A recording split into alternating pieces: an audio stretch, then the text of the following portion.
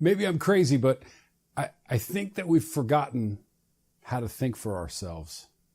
I don't know.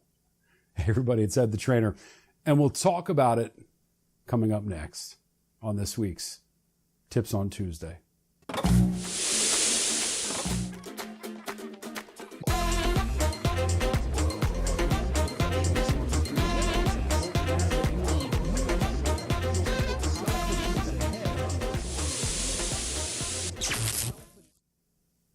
So we've been traveling a little bit this summer, and through our adventures, we've had to stop numerous times to grab a bite to eat or stop for a little break here and there.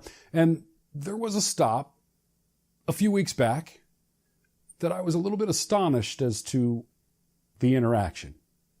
So I walked up to the counter and I began to place the order for our lunch for my family. And I asked for a burger with bacon. And I was immediately asked, do you want that crispy or grilled? And I was confused. And I said, crispy or grilled? You mean my bacon? And she said, no, the chicken.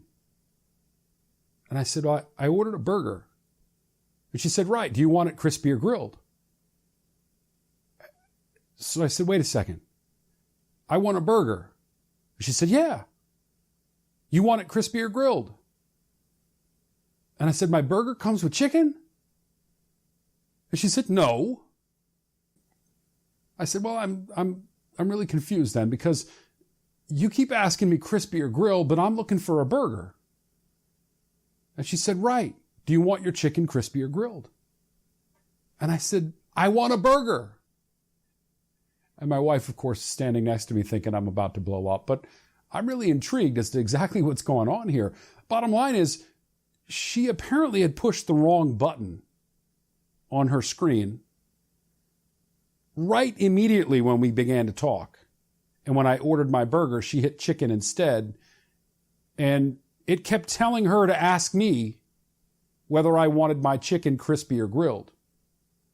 I don't know that she ever looked up at me other than to roll her eyes when I asked if my burger had chicken. But when she finally stopped for a half a second, she finally thought about where our conversation had gone. She said, oh, and she hit several buttons on her screen, I assume, to back out of where she was, and then asked me what type of bun I wanted my burger on, meaning we had gotten to a place that we could move forward now. You see, the problem is, I don't know that she took the time to stop and think about what was actually going on in front of her. And I'm reminded every day of the people that I almost run into with my car, or I walk down the street and I see them doing nothing but staring at their phones.